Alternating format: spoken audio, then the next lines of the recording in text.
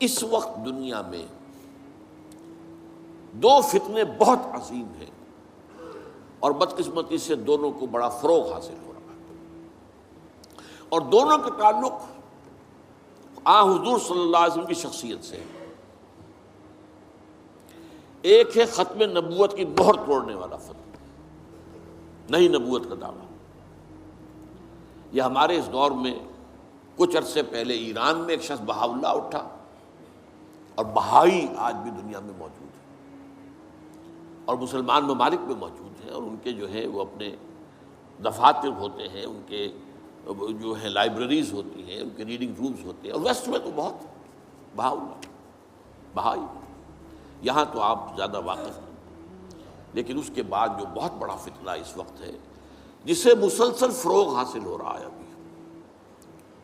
اور اسے وہ اپنی صداقت کے دلیل کے طور پر استعمال کر رہے ہیں، کیونکہ پوری مغربی دنیا ان کے پشت پر ہے، وہ ہے قادیانیت کا فتنہ۔ پوری مغربی دنیا، آج آپ کو معلوم ہے پورا مغرب لفظ جہاد سے کانپتا ہے، جہاد کو گالی بنا دیا، جہادسٹ۔ یہ گویا کہ ان کے نزدیک کسی کو کنڈیم کرنا ہو تو جہادسٹ ہے یہ۔ تو یہ جہاد، اس جہاد یعنی قتال کی نفی کی تھی غلام احمد قادیانی نے، اسی لیے انگریزوں کا چہیتا بنا تھا، اس لیے کہ ظاہر بات ہے کہ ہندوستان میں انگریز آ تو گیا تھا، لیکن اس نے یہ نوٹ کر لیا تھا کہ مسلمانوں کے اندر تو جراثیم موجود ہے بغاوت کے، مسلمانوں نے دل سے ہمیں تسلیم نہیں کیا۔ اس کی وجوہات تھی، ایک بات تو یہ تھی کہ مسلمانوں سے تو تم نے حکومت چھینی، ہندو تو پہلے مسلمان کا غلام تھا، اب تمہارا ہو گیا، تو ہندو کے لیے تو معاملہ چینج آف ماسٹرز کا تھا، آقا بدل گئے، یہ تو نہیں کہ وہ حاکم سے محکوم بنایا گیا ہو، جبکہ مسلمان حاکم سے محکوم بنائے گئے تو ان کے اندر تو لازماً ایک بدلہ لینے کا جذبہ، انتقام کا جذبہ، اپنا کھویا ہوا مقام حاصل کرنے کا جذبہ جو ہے وہ موجود تھا۔ چنانچہ یہی وجہ ہے کہ حضرت سید احمد شہید بریلوی رحمۃ اللہ علیہ کی تحریک چلی، اگرچہ بہرحال مشیت ایز دی اور کچھ ان کی بھی اجتہادی غلطی سے وہ ناکام ہو گئے، دنیاوی اعتبار سے بالا کوٹ میں شہید ہو گئے، لیکن یہ ہے کہ اس نے ایک سور پھونک دیا تھا مسلمانوں کے اندر جہاد کا۔ ان کے بعد بھی طویل عرصے تک اس علاقے کے اندر انگریزوں کے خلاف جو ہے وہ جہاد جاری رہا ہے، مسلسل جاری رہا ہے، اور اس کے بعد آپ کو معلوم ہے کتنے ہی علماء تھے جو پھانسی چڑھائے گئے ہیں، جن کو جو ہے کالا پانی بھیجا گیا ہے کہ علماء نے اس کو جو ہے دارالحرب قرار دے دیا، اور دارالحرب کے اندر رہتے ہوئے مسلمان کے لیے فرض ہوتا ہے کہ وہ اس دارالحرب کو جو دارالاسلام بنانے کی جد و جہد کرے۔ یہی وجہ ہے کہ 20ویں صدی کے آغاز تک بھی ہمیں سراغ ملتا ہے وہ ریشمی رومال کی تحریک۔ میرے نزدیک جو 14ویں صدی ہجری کے جو مجدد تھے حضرت شیخ الہند رحمۃ اللہ علیہ اسیر مالٹا، ان کی ریشمی رومال تحریک جو تھی وہ یہی تھی،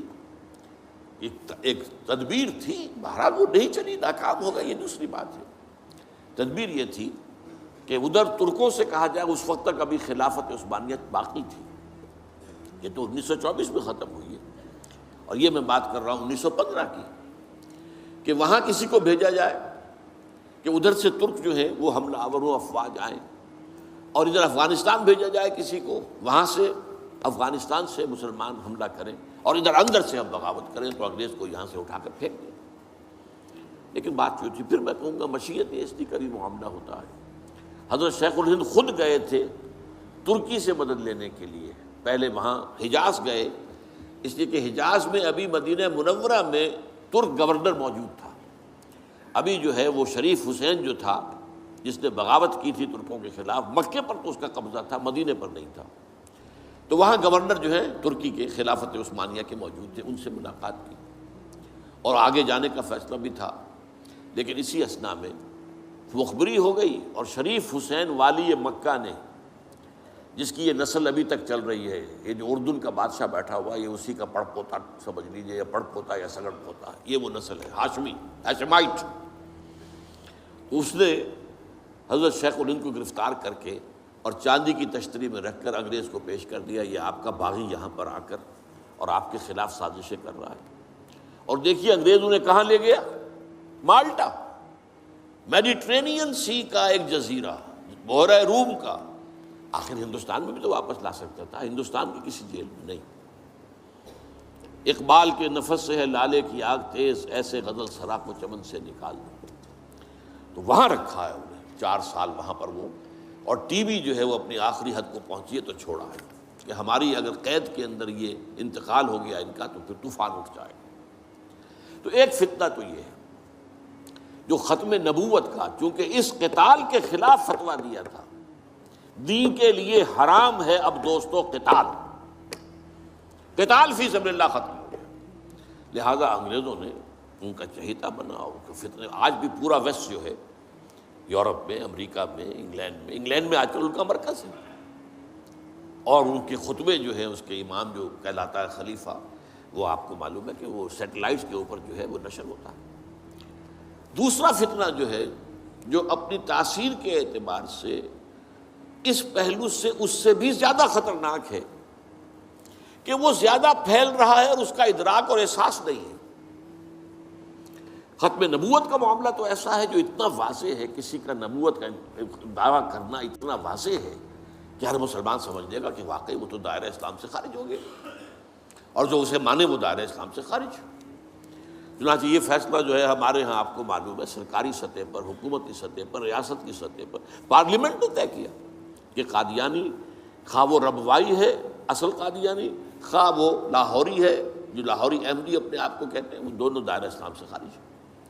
لیکن یہ دوسرا فتنہ وہ ہے کہ جو اندر ہی اندر جیسے دیمک جو ہے لکڑی کو کھا جاتی ہے، ان کا یہ فتنہ ہے انکار حدیث کا فتنہ۔ قرآن مانیں گے، قرآن کو سمجھیں گے، حدیث ہاں ٹھیک ہے، حدیث اپنی جگہ ہے، اس میں اخلاقی تعلیمات جو ہیں ان کو ہم سر سے سینے سے لگائیں گے، لیکن مطاع جو ہے حضور کی ذات صرف اپنے زمانے کے لیے تھی، بات کے لیے نہیں۔ میں نے جو آپ کو آیات سنائی تھی، قُلْ اطیعوا اللہ واطیعوا الرسول،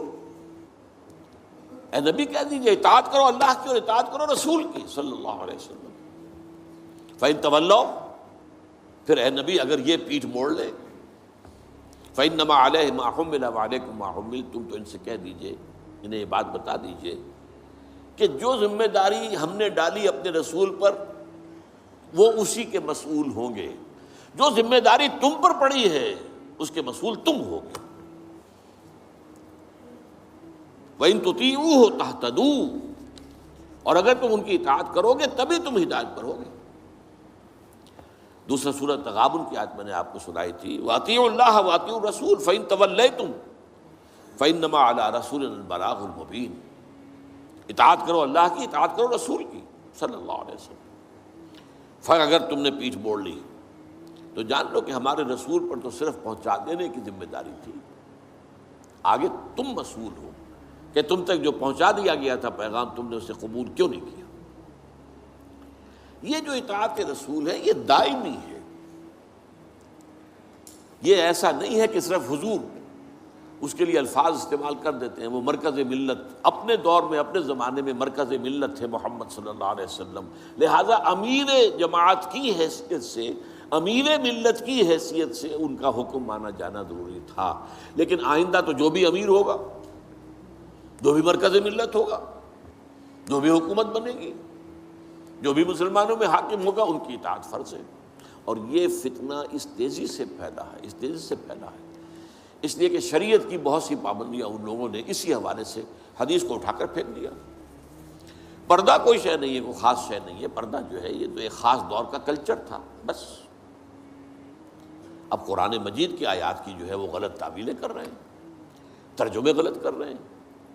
اب عام آدمی جو ہے، عام جدید تعلیم یافتہ آدمی جو ہے، اسے کہاں عربی کا پتہ ہے،